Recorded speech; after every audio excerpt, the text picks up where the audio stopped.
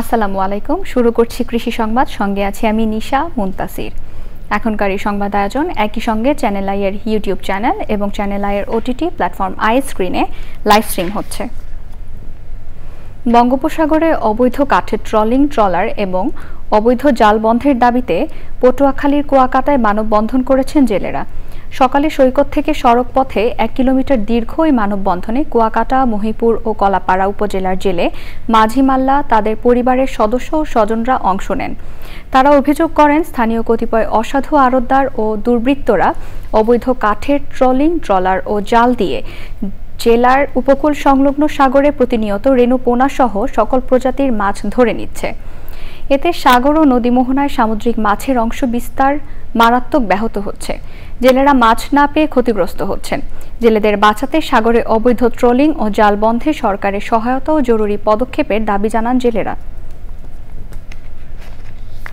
বাংলাদেশ সরকার এটাকে অবৈধ ঘোষণা করেছে, এই কাঠের অবৈধ ট্রলিং। এখানে একদম বড় মাছ থেকে শুরু করে রেণু পর্যন্ত, অর্থাৎ মাছের ডিমটা পর্যন্ত এখানে এরা ধ্বংস করে। কাজেই আমরা এর প্রতিবাদে আজকে এই মানববন্ধন। ছোট থেকে বড় মাছগুলো সব ধরে নিয়ে যাচ্ছে, আমরা পুরো জেলেরা অসহায় করি, এই জন্যই আমাদের মানববন্ধন। ট্রলিংয়ের কারণে মাছ পাই না, ট্রলিং করলে কুলি খাওয়ায়, কাঠবুটি ট্রলিং। এর কারণে আমরা যে ছোট এই পর্যন্ত নৌকা নিয়ে যাই, আমরা কোনো সাধারণ কোনো মাছ পাই না ট্রলিংয়ের কারণে। শখের বশে 2014 সালে আফ্রিকা থেকে অ্যাভোকাডোর 5টি বীজ এনে নিজ বাড়ি আঙিনায় রোপণ করেন আশরাফুজ্জামান টিটু।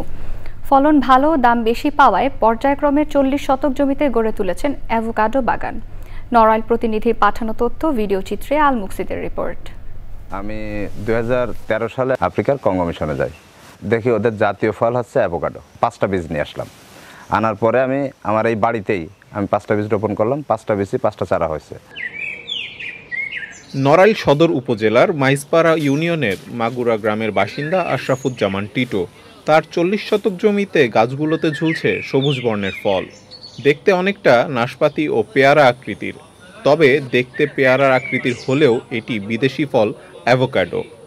18 সালের থেকে আমার 3 গাছে ফল আসা শুরু করে। তখন আমি বিক্রি করতে পারিনি, আমার মনে হয় 3-4 মণ ফল হয়েছে। 19 সালে আমি যোগাযোগ করে ঢাকা সুপার শপে গুলশানে আমি ফল বিক্রি করা শুরু করলাম।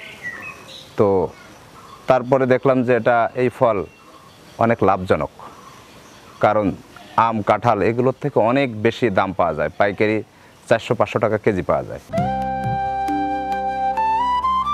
সুপারফুড খ্যাত এই ফল জনপ্রিয় হয়ে উঠছে স্থানীয় কৃষকদের কাছেও। লাভবান চাষ, এটা দেখে আমি উদ্বুদ্ধ হয়েছে করার জন্য। অ্যাভোকাডো ফল চাষ জেলায় দ্রুত সম্প্রসারিত হবে বলছে কৃষি বিভাগ। যারা শিক্ষিত তরুণ বেকার রয়েছেন, তারা যাতে উচ্চ মূল্যের যে সকল ফসল রয়েছে, এরকম অ্যাভোকাডো, রামবুটান সহ অন্যান্য যে ফল রয়েছে, সেই ফসলগুলো চাষ করেও যেন তারা লাভবান হতে পারেন। আশরাফুজ্জামান টিটোকে দেখে শিক্ষিত যুবকদের মধ্যেও অ্যাভোকাডো চাষে আগ্রহ বাড়বে বলছে সংশ্লিষ্টরা। আল মুকসিদ, চ্যানেল আই।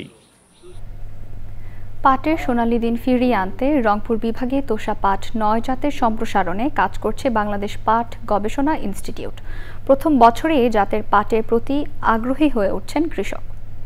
আঁশ পচানোর সমস্যার সমাধান সহ দেশে উৎপাদিত পাটের বহুমুখী ব্যবহারের উদ্যোগ নিয়েছে কৃষি বিভাগ। এহসানুল হক সুমনের ভিডিও চিত্রে মেরিনা লাভলির রিপোর্ট।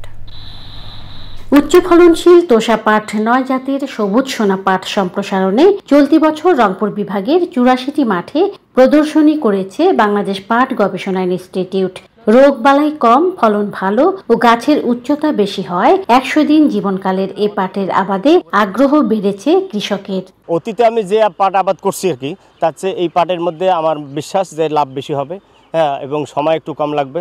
পাটের ফলন এবং পাটের রং, পাটের চেহারা সব মিলায়ে দেখা যায় যে মাশাআল্লাহ অনেক আপডেট। রোগ ব্যাধি কম, পচা বা এসব কম দেখতেছি। তো আশা করি এই পাটটা সব কৃষকরা যদি আবাদ করি তাহলে হয়তো ভালো বেনিফিট পাবো। ভারতীয় বীজের আধিপত্য ঠেকাতে এই আবাদ প্রণোদনার আওতায় আনার কথা ভাবছে কৃষি বিজ্ঞানীরা। 30% যদি আমরা যোগ করতে পারি সুতার সাথে, তাহলে কিন্তু এটা বিগ, এবং আমাদের এই পাট চাষ এবং এটা যদি ডিমান্ড তৈরি হয়, বিশেষ করে গার্মেন্টসের সাথে যদি আমরা এটা ট্যাগ করতে পারি, তাহলে এটা বিরাট একটা আমাদের সুবিধা হবে। জলবায়ু পরিবর্তনের ফলে খরায় পাটের আঁশ ছাড়ানো নিয়ে সংকট দেখা দিয়েছে। এ থেকে উত্তরণে নতুন প্রযুক্তি মাঠ পর্যায়ে ছড়িয়ে দিতে কাজ করছে কৃষি বিভাগ।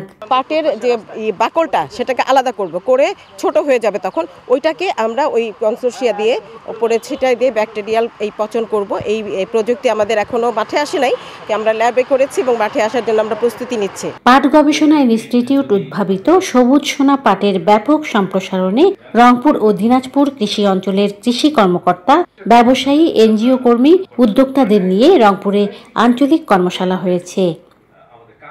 রংপুর থেকে মেরিনা লাভলি, চ্যানেল আই। বাগেরহাটে কৃষকদের মাঝে তাল ও আমের চারা বিতরণ করা হয়েছে। চারা বিতরণ অনুষ্ঠানে প্রধান অতিথি ছিলেন বাগেরহাট কৃষি সম্প্রসারণ অধিদপ্তরের অতিরিক্ত উপপরিচালক ডক্টর মনির হোসেন।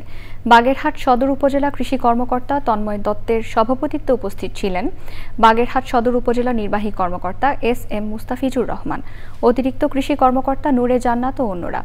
আয়োজনে 165 জন কৃষকের প্রত্যেককে 5টি করে আমের চারা এবং 250টি তালের চারা বিতরণ করা হয়।